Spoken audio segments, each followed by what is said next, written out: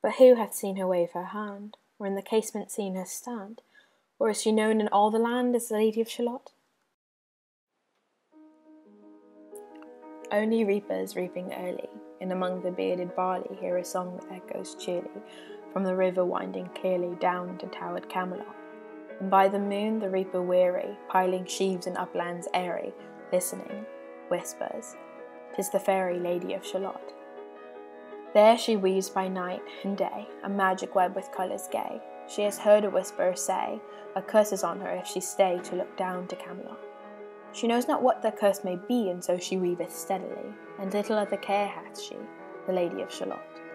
She is confined to a world of numbers, time, and the ultimate weight upon her, service hours, calories, GPA, SAT, ACT, Facebook friends, numbers that are all a blur, hold her hostage in a room, where the numbers all around consume the Lady of Shalott.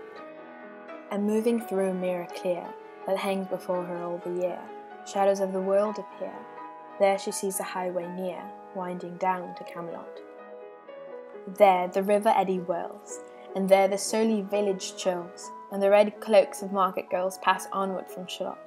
Sometimes a troop of damsels glad, an abbot in ambling pad, sometimes a curly shepherd's lad, or a long-haired page in crimson clad, goes by toward Camelot, and sometimes through the mirror blue, the knights come riding two and two. She hath no loyal knight and true, the Lady of Shalott.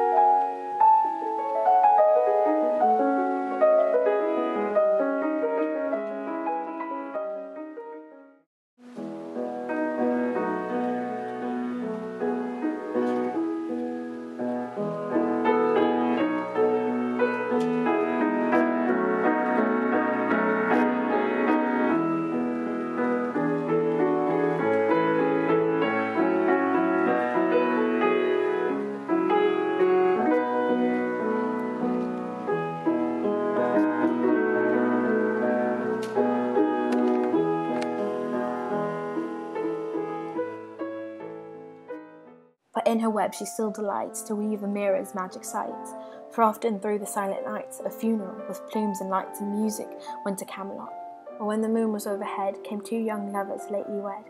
"I am half sick of shadows," said the Lady of Shalott.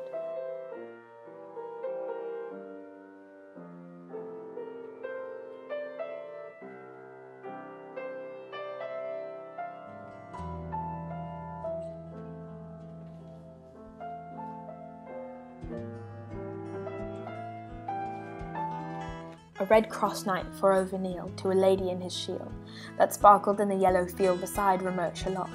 The gemmy bridle glittered free, like some branch of stars we see hung in the golden galaxy. The bridal bells rang merrily. From the bank and from the river he flashed into the crystal mirror. Tira-lira, by the river sang Sir Lancelot.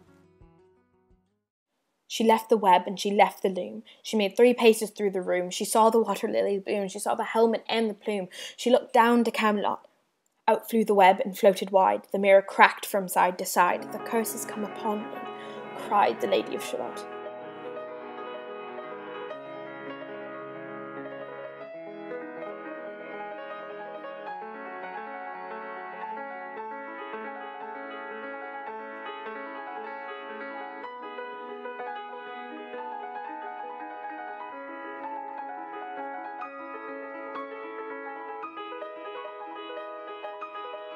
Down she came and found a boat, beneath a willow left afloat, and around about the prow she wrote the Lady of Shalott.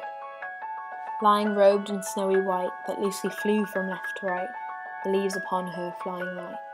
through the noises of the night, she floated down to Camelot. Lancelot mused a little space. He said, "She has a lovely face. God in his mercy led her grace, the Lady of Shalott."